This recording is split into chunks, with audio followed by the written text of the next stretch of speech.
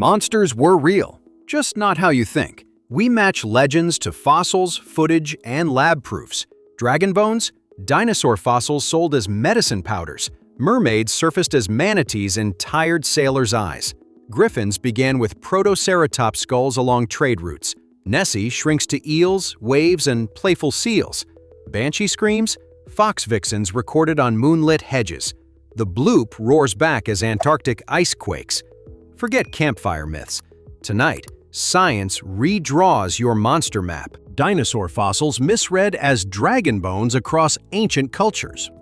People kept finding dragons, then hauling them to market. In China, apothecaries sold ground dragon bones that were dinosaur fossils.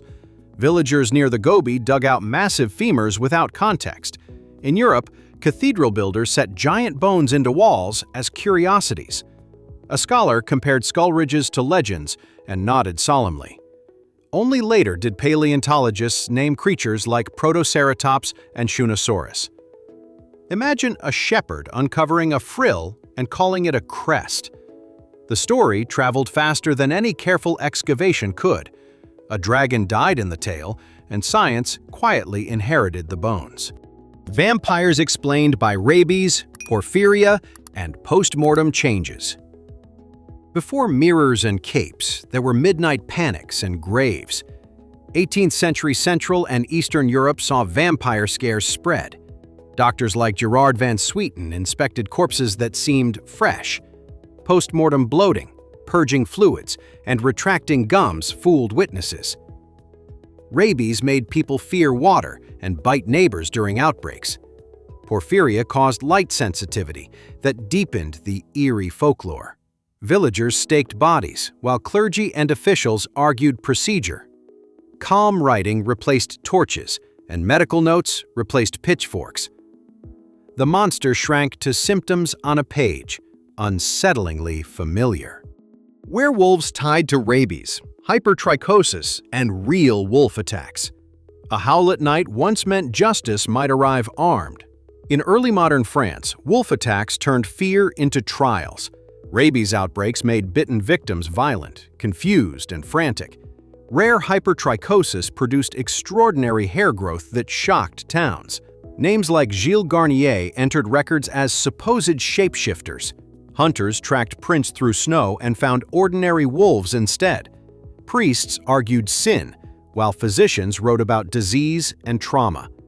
Every missing child sharpened suspicion and added teeth to rumors. Silver wasn't the cure. Vaccinations and better wildlife policies were. Mermaids, mistaken from manatees and dugongs by sailors. A sailor swore he saw a woman in the swells. Columbus recorded mermaids near the Caribbean, not so beautiful. Long voyages blurred judgment as manatees surfaced with slow grace. In the Indian Ocean, dugongs rolled like floating torsos at dusk. Storms, fatigue, and stories turned blinks into beckoning hands. Harpooners shouted directions, while someone reached for a sketchbook. Naturalists later compared bones and flippers on creaking decks. The songs were groans, and the hair was seaweed. The ocean kept their myth alive as the tide clapped. Unicorn horns were narwhal tusks traded across Europe. Kings paid fortunes for horns that supposedly neutralized poison. Viking and later Scandinavian traders shipped narwhal tusks to courts. Cabinets of curiosities displayed spiraled ivory beside fossils. In Denmark, royal art mixed walrus and narwhal into splendor. Physicians scraped powder into goblets during anxious banquets. Skeptics finally compared Arctic maps to palace inventories and laughed. Naturalists measured growth rings, not miracles, along cold tusks. Merchants still told stories, because stories sweeten every invoice. The unicorn retired quietly, leaving tusked whales breaching the silence. Kraken was real, giant squid carcasses and eyewitness accounts. Sailors described tentacles like mooring ropes slapping hulls. Near Norway and Iceland, captains logged swells and drifting carcasses. Clergy and officials debated whether a kraken could exist. Then Architeuthis pieces washed ashore, beaks big as fists. 19th century Newfoundland reports detailed desperate, tangled fishermen. Artists exaggerated the size, while scientists studied suckers. Later submersibles filmed giant squid gliding like pale ghosts. The monster shrank to a species with black eyes. It still haunts charts, only now with Latin names attached.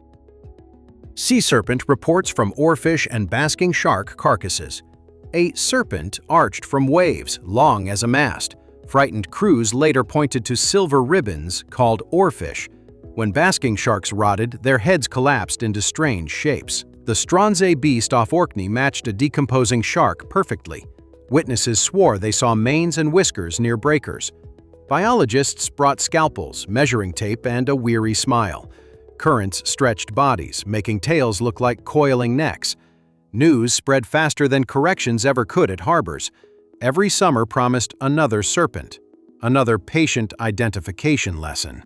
Cyclops skulls, elephant fossils with one huge nasal cavity, one eye, one socket, one terrifying giant guarding treasure. On Mediterranean islands, Greeks discovered dwarf elephant skulls in caves. The massive central nasal opening looked exactly like a single eye. Storytellers in Sicily and Cyprus filled the rest in. Shepherds added clubs, caves, and unlucky travelers named Odysseus. Centuries later, paleontologists labeled tusk sockets and jaw fragments clearly. The skulls still glare from shelves, convincing at first glance. Look again, and you see trunks, not pupils, staring back. A monster blinked away when someone flipped the bone around. Griffins, inspired by Protoceratops skulls. Along the Silk Road, gold caravans carried more than ingots across Central Asia. Scythian and Saka miners found beaked skulls in the Gobi. Protoceratops fossils showed frills and claws, perfect for legends. Traders stitched tales of nest-guarding griffins into travel talk. Greek writers repeated the stories, gilding beaks into lion heads. Centuries later, Adrian Mayer connected fossils with itinerant myths. Dinosaur bone fields still lie near ancient trade tracks. Imagine a camel train pausing beside a weathered frill. The griffin kept the gold safe, at least in stories. Bigfoot often bears, hoaxes, and misread tracks in woods. Footprints led into fog and straight into imaginations. In 1967, the Patterson-Gimlin film sparked endless reruns and debates. Black bears rearing can look uncannily like shaggy bipeds. Tracks expand in melting snow and double under messy strides. Some casts copied other casts, hoaxes stacking over decades. Biologists set trail cams and mostly captured deer and rain. Hikers heard wood knocks that were branches slapping trunks. Every campsite had a witness, and every witness a story. If the woods could roll eyes, some pines surely would. Loch Ness Monster, eels, logs, seals, and a hoax. Photo: tourists watched ripples and held phones absolutely still. The famous surgeon's photograph later unraveled into a model hoax. Researchers took water samples and found lots of eel DNA. Locals long noted floating logs, boat wakes, and playful seals. On windy days, chop knits illusions across the loch. Divers mapped cold layers that bend light and distance. Every wave turned into a hump once imagination joined. Nessie souvenirs still outsell the correction notes by miles. The loch remains deep, and people love mysteries that wink. Zombies linked to tetrodotoxin lore and premature burial fears disputed. Graves rattled in rumors long before the movie makeup. In Haiti, stories described zombification tied to sorcery and powders. Ethnographers recorded ceremonies while communities guarded sacred boundaries carefully. One proposed toxin from pufferfish might mimic death temporarily. Skeptics questioned methods, contamination, and reproducibility in field samples. Meanwhile, real anxieties about premature burial haunted many cultures. Medical safeguards and autopsies slowly blunted those nightmares. Across the Caribbean, elders still separate folklore from exploitation. Respect the living traditions, even while the lab stays unconvinced. Chupacabra, usually mangy coyotes and dog-like canids. Livestock deaths drew flashlights across fences at midnight. In Puerto Rico, mid-1990s reports launched the legend widely. Mainland cases often showed canids with severe mange. Hair loss revealed gaunt frames, sharp spines, and fanged faces. Necropsies found mundane causes, not puncture-perfect blood drains. Wildlife officers photographed tracks matching coyotes and dogs. Some early descriptions echoed a creature from a recent film. Investigators traced rumors like breadcrumbs through anxious neighborhoods. The monster kept running, mostly on television and open highways. Yeti DNA matches bears from the high Himalayas. Footprints on snowfields promised a mystery older than mountaineering. Sherpa guides told legends long before climbers brought cameras. Collected hairs and bone fragments underwent modern genetic analysis. Several samples matched brown bear and Himalayan bear lineages. Some prints were overlapping bear tracks softened by thaw. Expeditions still returned with stories, tea, and frostbitten smiles. Researchers added precise coordinates to catalog specimens carefully. The mountains kept their dignity, even with fewer monsters. Wind still writes myths where glaciers erase details by morning. Banshee screams were fox calls and barn owl shrieks. A wail across Irish fields could freeze your evening. Families once took banshee cries as omens of death. Naturalists later recorded red fox vixen screams echoing eerily. Barn owls hissed like steam pipes in ruined towers. Wind through narrow stone slits turned moans into messages. Neighbors passed names and dates as candles guttered solemnly. Recorders and spectrograms finally pinned the noises precisely. The countryside stayed haunted anyway, because grief remembers sounds. Some doors still open slowly when a fox calls twice. Mothman, likely a barred owl or sandhill crane. A pair of eyes glowed red above a road. In 1966, Point Pleasant reported winged sightings near the TNT area. Barred owls reflect headlights like burning coals at night. Large cranes can startled launch and beat air like thunder. Soon after, the Silver Bridge collapse amplified dread and lore. Witnesses linked unrelated tragedy to earlier wings in the dark. Wildlife biologists checked sizes, flight patterns, and lighting angles. Local memory kept the statue and the festival anyway. Sometimes the scariest creature is a story with good timing. Basilisk myths, from spitting cobras and the real basilisk lizard.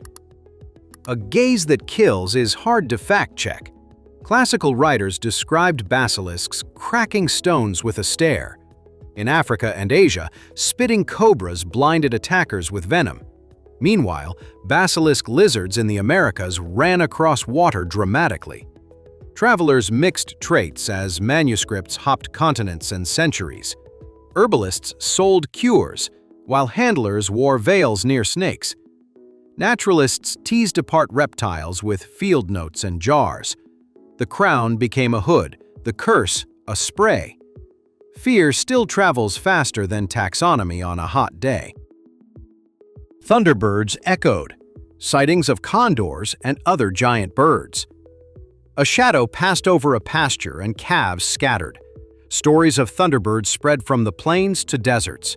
California condors soared with wings wider than front porches. Storm fronts made thermals that lifted them impossibly high. Tails later folded in a dubious captured photograph. Ranchers swore they measured tracks big as dinner plates. Biologists tracked tagged condors with antennas and patient driving. Some sightings were golden eagles gliding along ridgelines. Sky myths stayed, because silence overhead feels enormous sometimes. Tongue stones and dragon teeth were fossil shark teeth. Miracle amulets turned out to be extremely old bites. Medieval churches displayed dragon tongues that were fossil shark teeth. Collectors wore them on chains to ward off poison. Renaissance scholars debated their origins with spirited Latin notes. Niels Stenson, or Steno, argued they were once living. Quarrymen kept prying them from cliffs and gravel pits. Sailors traded glossopetrae in ports from Naples to Lisbon. In museums, enamel still gleams beside careful labels now. The dragons left. The bite marks stayed to teach geology. Will-o'-the-wisp, from swamp gas and bioluminescent fungi. Lantern lights drifted over bogs and dared travelers closer. Marshes trapped methane that sometimes ignited in eerie flickers. Rotting logs hosted foxfire fungi, glowing faint green. Wind juggled flames until they seemed mischievously guided. Parents warned kids about following lights into deep water. Surveyors later mapped peat, pockets, and dangerous sinkholes nearby. Scientists brought gas meters that beeped like small birds. The glow never talked back, but it sure lured boots. Good paths beat good courage when the ground moves quietly. Fiji mermaid, gaffed monkeyfish taxidermy exhibited by showmen. Crowds paid to see a shriveled mystery under glass. Promoters like P.T. Barnum billed it as sensational. Behind the curtain, it was stitched monkey and fish parts. Earlier, a similar specimen traveled from Asia through sailors' markets. Artists sketched it with theatrical tails and tragic eyes. Doctors peered, poked, and shrugged at the brittle seams. Showmen smiled because questions sell tickets better than answers.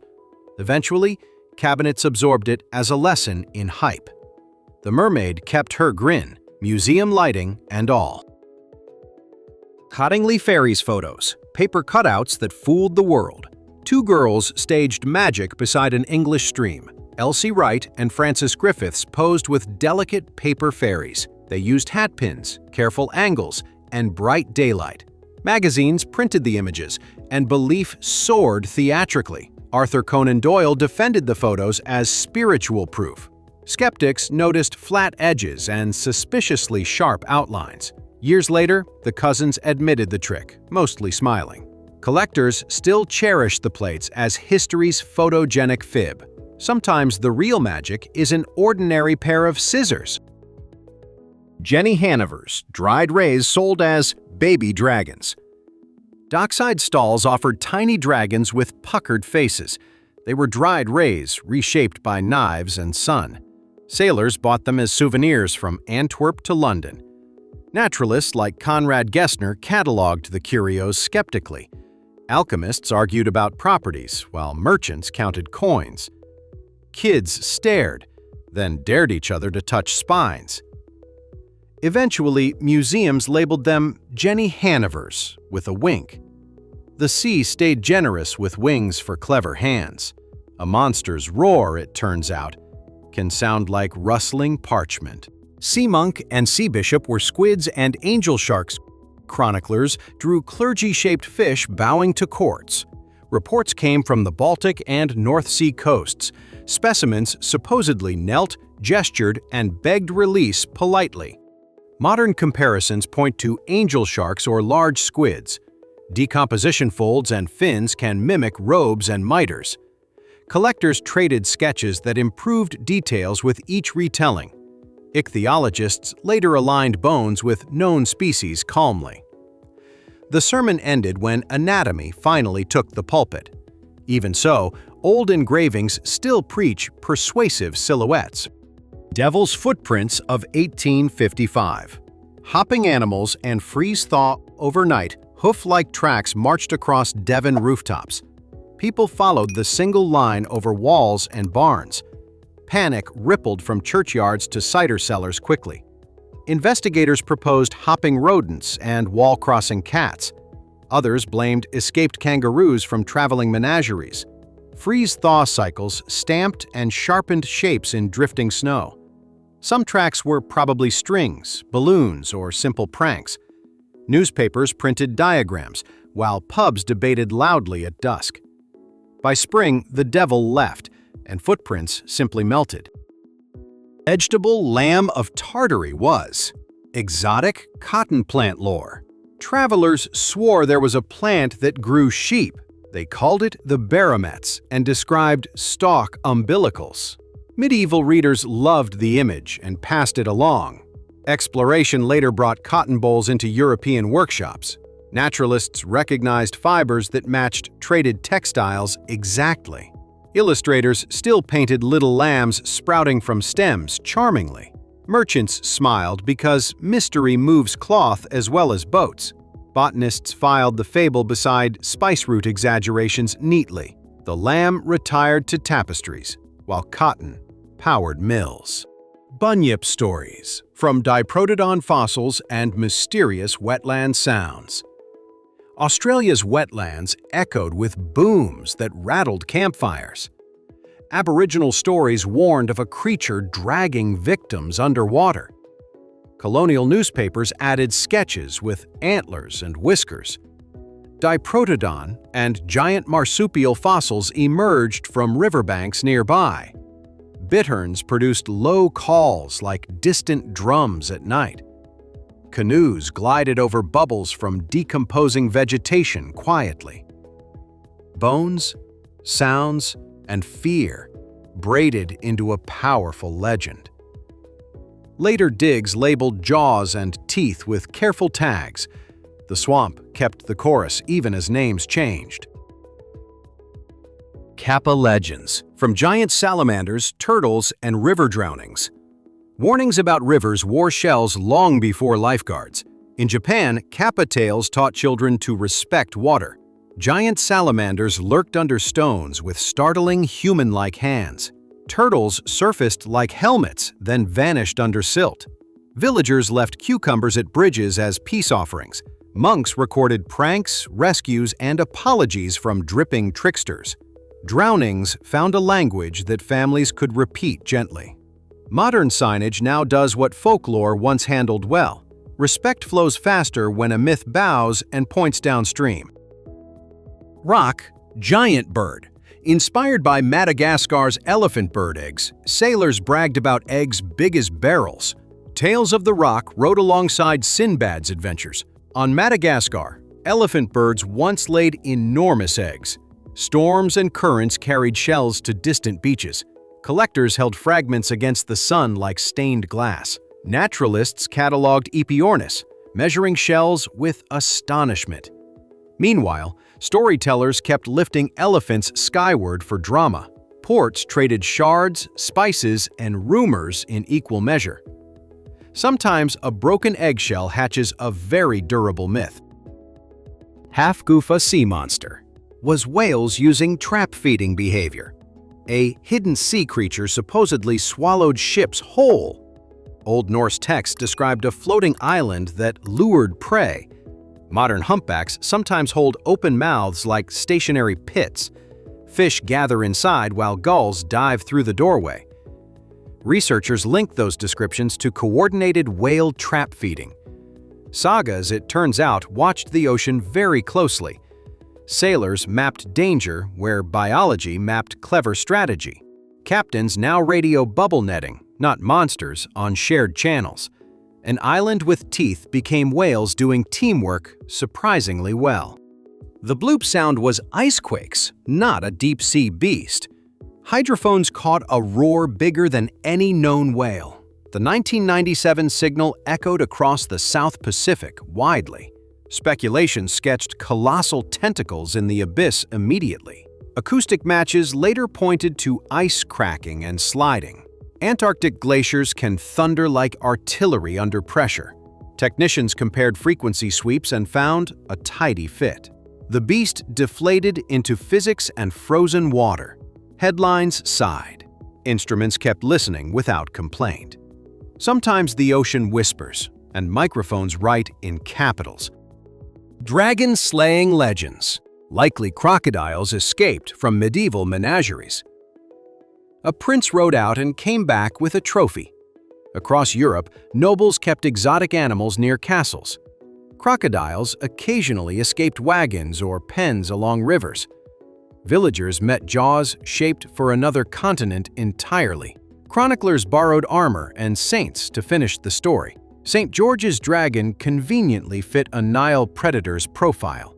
Handlers learned hard lessons about cages and cold climates. Later menageries posted bars thicker than heroic poems. The dragon died, but the tail kept wagging in frescoes. Globsters were decayed whale carcasses mistaken for sea monsters. Beaches birthed boneless beasts that smelled like history failing. The St. Augustine monster drew crowds with ropey fibers.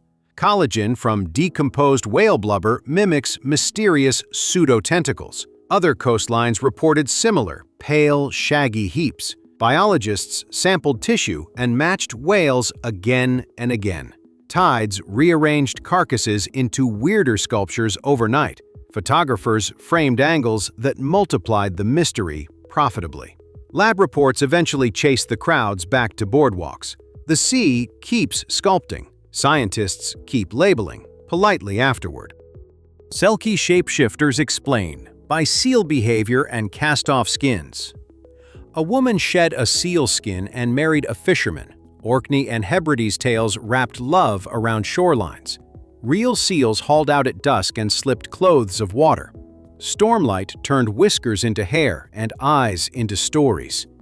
Hidden skins under floorboards gave husbands power in legends. Archaeologists found seal bones in midden heaps near cottages. Biologists logged seasonal routes that matched recurring sightings. The tide always pulled the brides back eventually. People learned the lesson about ownership, gently and late. Sirens' songs mapped to seal calls and wind through rocks. Cliffs rang like flutes when gusts hit the hollows. Greek sailors named singers who lured crews into wrecks. Seals barked mournfully from coves at twilight hour. Caves amplified notes until melodies seemed intentional. Pilots today still mark shoals where myths once lived. Divers hear choruses that are mostly water and stone. Ancient poets gave those echoes feathers and promises. Modern charts give them buoys, lights, and warning sectors. Either way, the coastline still asks you to listen. Fire-breathing dragons echo bombardier beetles' hot chemical spray flames from a lizard's mouth sound impossible until chemistry. Bombardier beetles mix two compounds to blast boiling spray. The reaction hits scalding temperatures inside tiny chambers. Predators back off, and the beetles click triumphantly. Naturalists measured heat, pressure, and valve timing precisely. Storytellers scaled that up to castle-singeing proportions gleefully. Armor is less helpful against science than distance. Knights learned to respect small tanks in the grass. Big fires can start with very tiny laboratories. Golem legends echo ritual, clay effigies, and Jewish folklore. Protection came shaped like a person from river clay. Stories in Prague center on Rabbi Judah Low. He supposedly animated a guardian with sacred letters. Effigies in ritual contexts existed long before printing presses. Some versions end with erasing one letter to stop breath. Ghettos needed symbols of safety when laws turned cruel. Later writers polished details and added dramatic rooftops. Museums display manuscripts, while synagogues keep gentler memories. A defender returned to dust, but the promise lingered. Beast of Gévaudan. Likely wolves, hysteria, and period man-eaters. A province in France counted bodies and demanded action. Between 1764 and 1767, attacks terrified farms and towns. Hunters, soldiers, and trackers combed fields and forests tirelessly. Reports described stripes, huge jaws, and near invulnerability.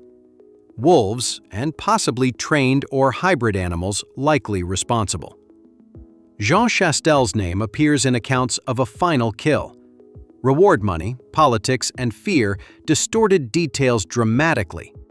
Newspapers carried rumors faster than hoofbeats to Paris. When the beast died, hunger and winter remained. Fairy lights and pixies. from foxfire and bioluminescent wood. A footpath in Cornwall shimmered like a secret invitation. Children chased pale glows between hedges and stiles. Rotting wood carried phosphorescent fungi called foxfire. Beetles and snails added sparks to the hedgerows. Mist lifted light into floating coins above grass. Grandparents warned about getting pixie-led into marshes. Later, hikers carried headlamps and still felt watched. Field guides explained mycelium while boots squelched cheerfully. The lane stayed magical, just with better batteries now.